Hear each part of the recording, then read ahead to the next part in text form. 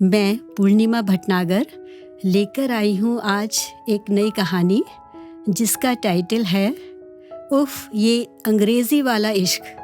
आवाज़ है डॉक्टर निर्मला रावत की। एक गुजारिश आप सभी लोगों से है, इस तरह की कहानियाँ सुनने के लिए प्लीज़ आप इस चैनल को सब्सक्राइब ज़रूर करें। घर में खुशी का माहौल था, मगर रूपाली अपने कमरे में परेशान सी बैठी थी। माँ को तो जैसे खजाना मिल गया हो या फिर उनकी लॉटरी निकल गई हो। वजह थी एक बड़े और एलीट घर से रूपाली के लिए रिश्ता आया था। बड़ा घर मतलब अमीर लोग। पैसे से किसी का बड़ा या छोटा होना क्यों तय होता है? अमीरी किसी के शरीफ या अच्छा होने का पैमाना क्यों समझी जाती है? उस पर भी अमीरी अगर अंग्रेजियत का चोला पहन ले तो क्या ही कहना। घर तो रूपाली का भी कोई साधारण नहीं था। उसका खानदान गांव में जमींदारी कर चुका था, पुश्तैनी जमीनें थी उनकी। पर उसके घर का माहौल रिश्ते वाले घर से एकदम अलग था। दूसरी बात, रितेश मुंबई जैसे महानगर से था और रूपाली चंद्रनगर जैसे छोटे शहर से। लड़के का नाम रितेश था। रूपाली के ठेठ देसी परिवार के बरक्स रितेश का परिवार पश्चिमी सभ्यता के रंग में रंगा हुआ था। रूपाली के घर में जहाँ सरसों का साग, लाई की भुजी, उड़द की दाल के साथ मूली के पत्तों को मिलाकर बनी दल भुजिया, बाजरे और मक्का की रोटी सबका पसंदीदा भोजन होता था, रितेश के यहाँ चाइनीज, मैक्सिकन और इटालियन खाने की बात होती थी। इसके अलावा रूपाली के लिए जो सबसे बड़ी परेशानी का सबब था वो था परिवार का अंग्रेजी में वार्तालाप करना। अब बात रिश्ते तक कैसे पहुंची? हुआ यूं कि उनके छोटे से शहर में रूपाली की माँ की सहेली सुनीता अपने रिश्ते की ननद को लेकर आई, जिनके वैभव और शान शौकत के बारे में वो बहुत डींगे मारा करती थी। उनका नाम था शैला मोटवानी, यानी कि रितेश की माँ। मिसेस मोटवानी मुंबई में रहती थी और एक बड़े कॉरपोरेट घराने से ताल्लुक रखती थी। जब सुनीता के साथ रितेश की मम्मी यानी शैला जी रूपाली के घर आई तो रूपाली चाय और नाश्ता बनाकर लाई। बड़ी फुर्ती से वो सूजी का हलवा और पकौड़ी बनाकर ले आई। रूपाली का काम करने का तरीका और उसकी भोली भाली बातें रितेश की मम्मी को बहुत अच्छी लगी। बड़े भोलेपन से उसने पूछा, आंटी, आपने मुंबई में फिल्म स्टार्स तो देखे होंगे? हाँ, हम तो अक्सर उनको देखते रहते हैं। कुछ का तो हमारे घर में आना जाना भी है। रूपाली ने भोलेपन से पूछा, आपने रणबीर कपूर को देखा है? क्या वो भी आपके घर आते हैं? उन्होंने हंसकर कहा, देखा है, और रणबीर कपूर से भी हमारी जान पहचान है।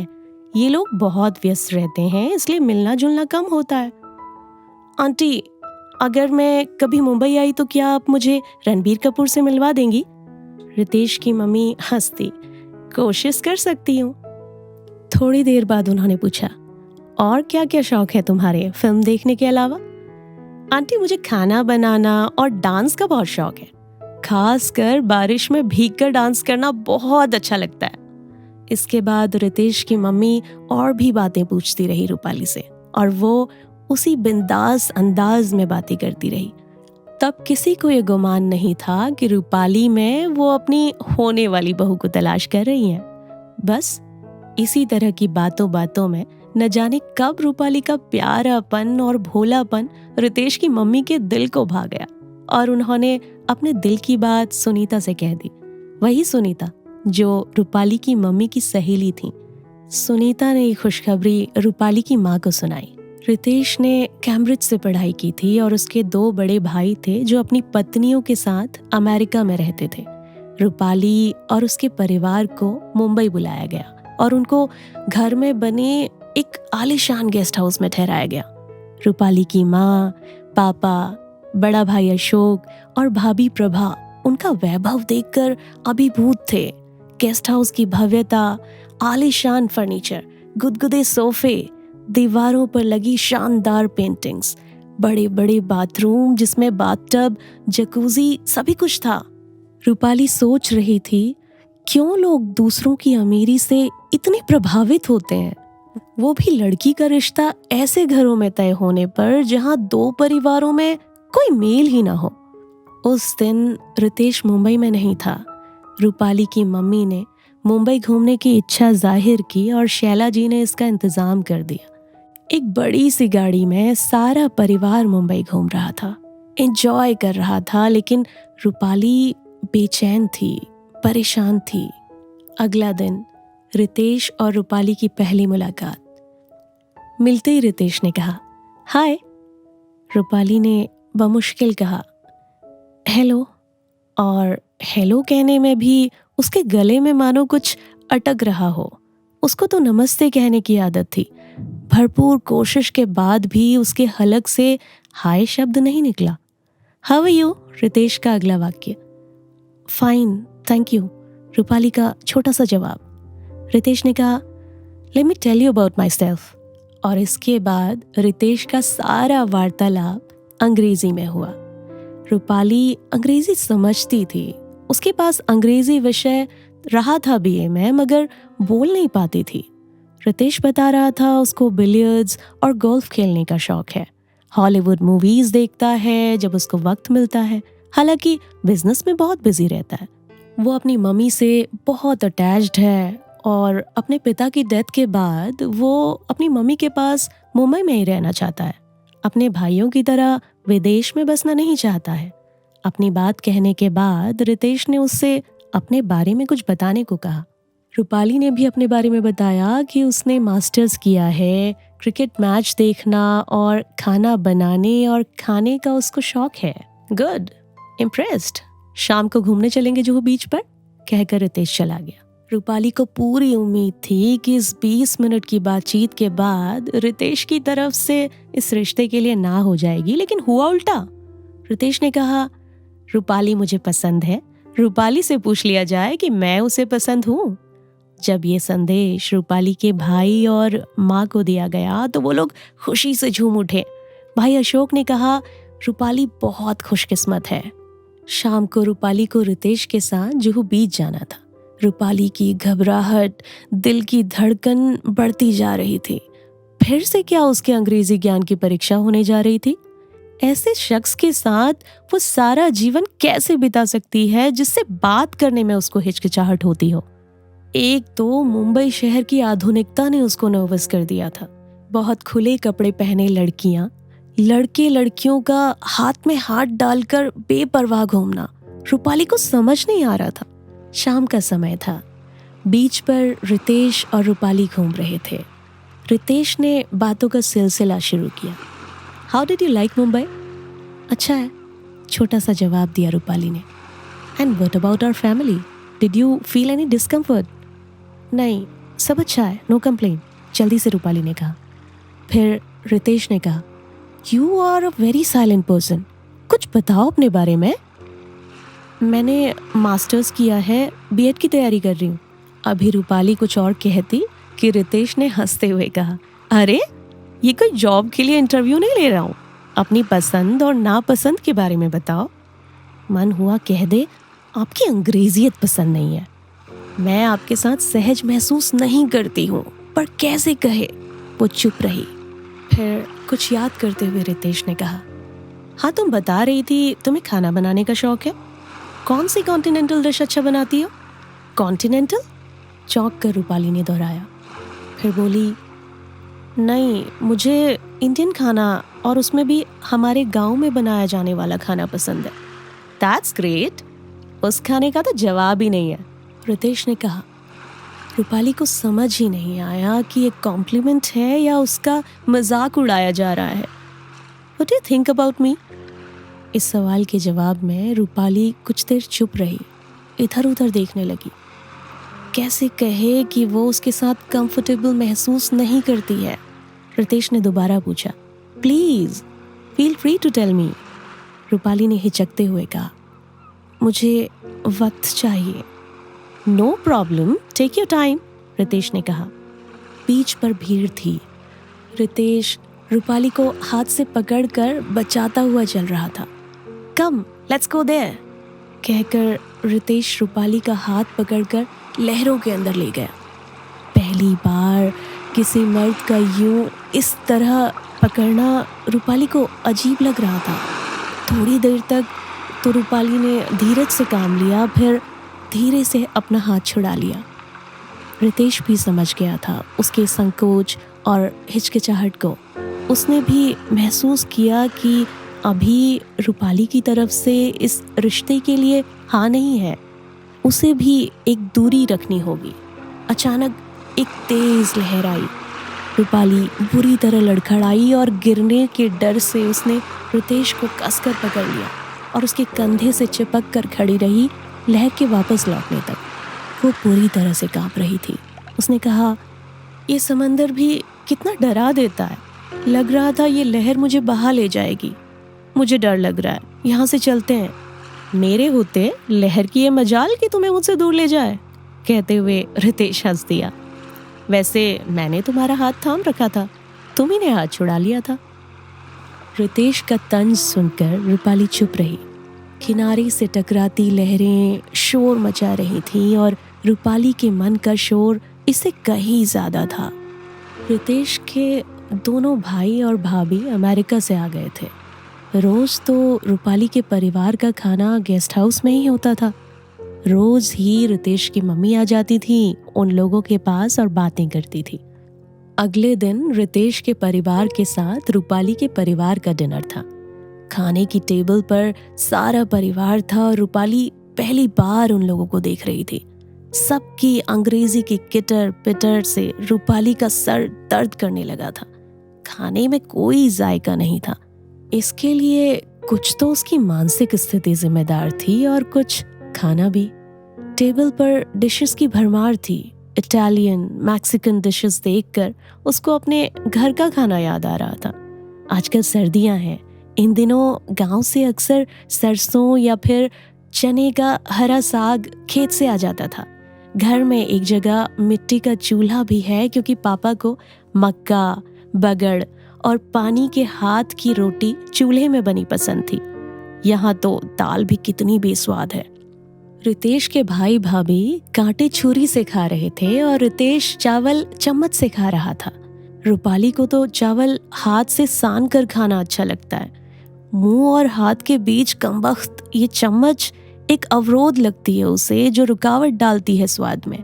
हाँ, रितेश की मम्मी सबको सहज रखने की कोशिश करती थी। What are your hobbies? Ritesh की भाभी ने पूछा। खाना बनाना और घर को सजाना, रूपाली ने जवाब दिया। वो हंस पड़ी। यहाँ तो तुम्हें वो सब नहीं करना होगा। We have servants here to do all these chores. Rupali को रितेश की भाभियां काफी घमंडी लगी।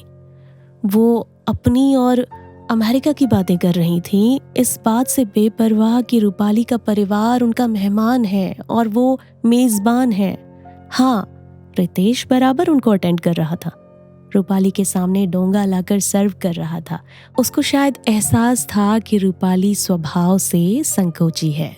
अगले दिन दोपहर ढल रही थी और शाम का आगाज हो रहा था। भाई और भाभी के साथ रूपाली ने मूवी देखकर गेस्ट हाउस में ज्यों ही प्रवेश किया, सामने सोफे पर बैठे माँ और पापा ने चहक कर उनका स्वागत किया। माँ ने भाभी से कहा, प्रभा, कल बाजार जाना है, रितेश की अंगूठी का नाप आ गया है। सुनकर रूपाली परेशान हो गई और उनके सामने आ खड़ी हुई। ये अंगूठी की बात कहाँ से आ गई है? रूपाली की माँ बोली, रितेश की मम्मी कह रही हैं मंगनी कर देते हैं।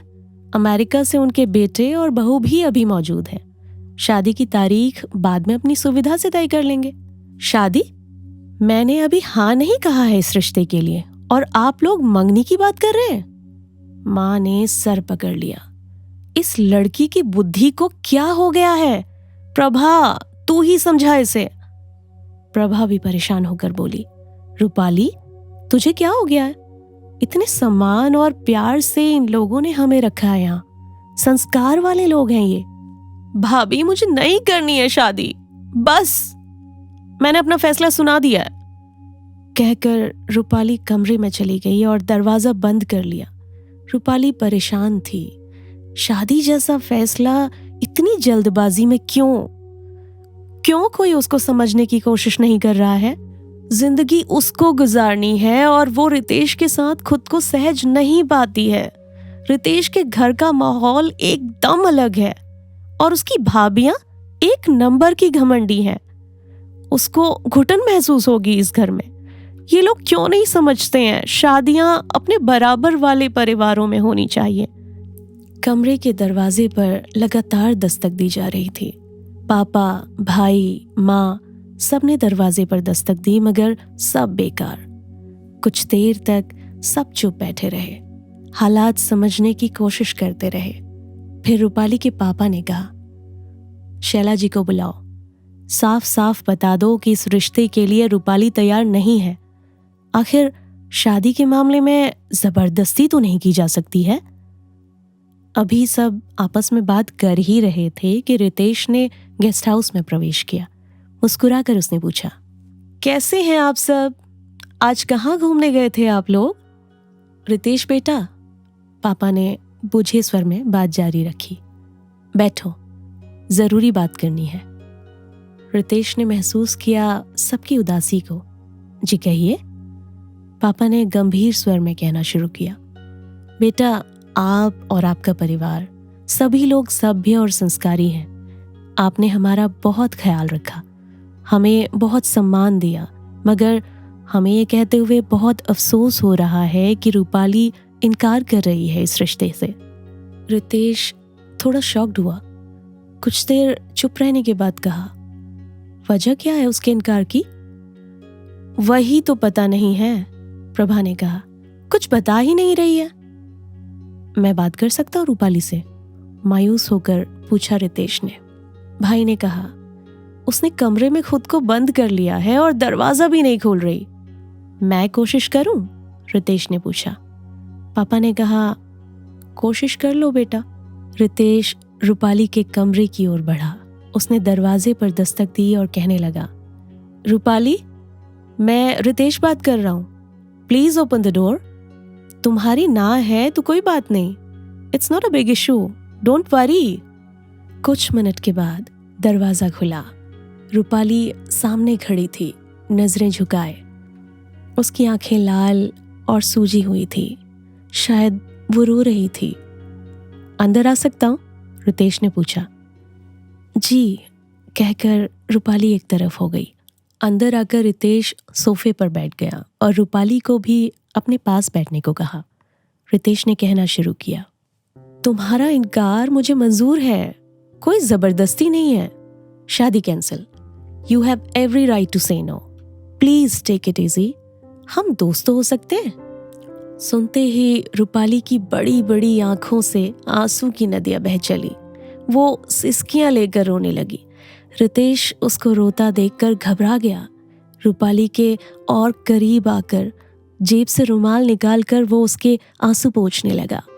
प्लीज डोंट क्राई, वो विनती कर रहा था। रूपाली के आंसू पोंछकर उसका चेहरा अपने हाथों में लेकर दयनीय भाव से कहने लगा, मेरी वजह से, इस रिश्ते की वजह से तुम्हारी आंखों में आंसू हैं। आई एम सॉरी, मैं खुद को गिल्टी फील कर रहा हूं। यकीन करो, मुझे तुम पसंद ही नहीं, बहुत पसंद हो। मुझे नहीं पता था तुम किसी और में इंटरेस्टेड हो। नाराजगी के साथ अपने चेहरे को रितेश के हाथों की गिरफ्त से छुड़ाते हुए रूपाली ने कहा, इंटरेस्टेड और मैं? ये कैसे सोच लिया आपने? मैं ऐसी लड़की नहीं हूं। लड़की के इनकार की वजह अक्सर यही होती है, इसलिए मुझे लगा। अभी रितेश की बात पूरी भी नहीं हुई थी कि रूपाली ने कहा, हमारे यहाँ शादी से पहले लड़कियां अफेयर नहीं चलाती हैं। रितेश को हंसी आ गई।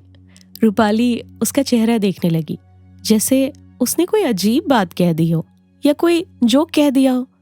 रितेश ने उसके कंधे पर हाथ रखकर कहा, परेशान मत हो, हम दोस्त हैं, बीच पर चलते हैं, बाकी बातें वहीं करेंगे। तुम रेडी होकर बाहर आ जाओ, मैं गाड़ी में तुम्हारा इंतजार कर रहा हूं। कहकर रितेश चला गया। रूपाली को रितेश का यह रूप, यह सादापन आज अच्छा लगा। पहली बार उसको लगा रितेश को जीवन साथी बनाया जा सकता है। कहीं इनकार करके उसने कोई गलती तो नहीं की। उसके मन का तूफान शांत हो चला था। रितेश का प्यार से उसका चेहरा अपने हाथों में लेना, उसके आंसू पोंछना, उसके जज्बातों को समझने की कोशिश करना, सब कुछ याद करके कुछ पिघल रहा था उसके अंदर। रितेश की संवेदनशीलता उसके दिल के बंद दरवाजों पर दस्तक दे रही थी। खैर, इन सब बातों को दिमाग से निकाल कर तैयार होकर वो बाहर आ गई। माँ, पापा और सब की आंखों में चमक और उम्मीद की रोशनी झिलमिलाने लगी। शायद अब बात बन जाए। रितेश गाड़ी में उसका इंतजार कर रहा था। रूपाली गाड़ी में आकर बैठ गई और वो दोनों बीच की तरफ चल दिए। गाड़ी पार्क करके दोनों बीच पर टहलने लगे। लहरों का शोर आज रूपाली को परेशान नहीं कर रहा था और समंदर भी शांत था। रितेश ने कहा, तुम मुझे पसंद हो, ये बात और है कि मैं तुम्हें पसंद नहीं आया। तड़प कर रूपाली ने कहा, आप बहुत अच्छे हैं, आपको मुझसे ज़्यादा अच्छी लड़की मिल जाएगी। रितेश ने कहा, मगर मुझे ज़्यादा अच्छी लड़की नहीं चाहिए, तुम जैसी ही चाहिए। चलते चलते रूपाली रुक गई। उसका चेहरा पढ़ने की कोशिश कर रही थी वो। रितेश मजाक तो नहीं कर रहा है? ऐसा उसमें क्या खास है? हम कहीं बैठकर बात कर सकते हैं? रूपाली अब संजीदा हो रही थी। ठीक है, उस बेंच पर बैठकर बात करते, रितेश ने कहा। बेंच पर बैठकर कुछ देर चुप रहने के बाद रूपाली ने कहा, मुझ में ऐसा क्या है? मैं एक बहुत ही साधारण लड़की हूँ। रितेश ने रूपाली की आंखों में प्यार से झांका। उसका हाथ हौले से अपने हाथों में लेकर कहने लगा, मुझे और माँ को तुम जैसी ही लड़की की तलाश थी जो सादगी से भरपूर हो। तुम्हें पता नहीं है, मेरी भाभियों ने प्रॉपर्टी को लेकर झगड़ा किया। मेरे भाई भी इसमें शामिल थे। झगड़ा इतना बढ़ा कि इस गम में मेरे डैड को हार्ट अटैक आ गया और वो दुनिया से चले गए। ओह, ये तो बहुत बुरा हुआ, रूपाली के मुंह से निकला। वो जान पा रही थी अमीर लोगों का लालच और महसूस कर पा रही थी रितेश के घायल मन का दर्द। खैर, छोड़ो इन बातों को। तुम्हारे इनकार की वजह मैं नहीं पूछूंगा, लेकिन मैं बताना चाहती हूँ। अब रूपाली को कोई झिझक महसूस नहीं हो रही थी। जो दीवारें रूपाली के दिमाग ने खड़ी कर दी थीं रितेश के खिलाफ, अब वो दीवारें गिर रही थीं, या शायद गिर चुकी थी। मुझे लगता है आपके और मेरे घर के माहौल में बहुत अंतर है। आप लोग पूरी तरह वेस्टर्न कल्चर में जीते हैं और हम ठहरे ठेठ देसी इंडियन। थोड़ी देर तक रितेश चुप रहा। उसके दिमाग में माहौल भी एक प्रॉब्लम हो सकती है जैसी तो कोई बात ही नहीं थी। रितेश ने कहा, मुझसे कोई शिकायत? आपका हर समय अंग्रेजी में बात करना मेरे लिए उलझन पैदा करता है। सुनकर रितेश जोर से हंसा और हंसता रहा कुछ पलों तक। बस ये बात है? तो अगर मैं अब से तुम्हारी जुबान में बात करूं, यानी हिंदी में बात करूं, तो तुम मुझसे शादी करने को तैयार हो जाओगी? रूपाली को हंसी आ गई। रितेश ने गंभीर स्वर में कहा, रूपाली, मैं तुम जैसी लड़की को खोना नहीं चाहता हूँ। मैं तुम्हारे मुंह से सुनना चाहता हूँ, क्या तुम मेरे साथ जिंदगी का सफ़र तय करना चाहोगी? रूपाली ने शर्म से सर झुका लिया और अपना दूसरा हाथ रितेश के हाथ में रख दिया। ये मौन स्वीकृति थी उसकी। दोनों एक दूसरे के हाथों का लम्स महसूस कर रहे थे। बारिश के आने की आहट सुनाई दे रही थी। ठंडी हवा समंदर की लहरों के बोसे ले रही थी। रितेश ने कहा, तुमने ये क्यों कहा? हमारे यहाँ शादी से पहले लड़कियाँ अफेयर नहीं चलाती हैं। शादी से पहले प्यार नहीं हो सकता? इश्क तो कभी भी हो सकता है। अब लगता है हो सकता है, पर कहते कहते वो रुक गई। पर क्या? रितेश ने पूछा। पर अंग्रेजी वाला इश्क नहीं, कहकर रूपाली हंसने लगी। रितेश भी हंसने लगा। अचानक बारिश आ गई। सुना था तुम्हें बारिश में डांस करना अच्छा लगता है। बहुत, रूपाली ने कहा। तो फिर शुरू करते, कहकर रितेश रूपाली को खींचते हुए बारिश में भीगने के लिए ले जाने लगा। बारिश की मस्ती, लहरों की रागिनी और जीवन में आए हुए इस नए नए प्यार का जश्न मनाते दो जवान दिल इस रोमानी मौसम की ताल पर देर तक थिरकते रहे। बस यही थी आज की कहानी। ऐसी ही कहानियाँ सुनने के लिए आप हमारे चैनल को सब्सक्राइब कीजिए और अपने फ्रेंड्स को भी ये कहानियाँ शेयर कीजिए।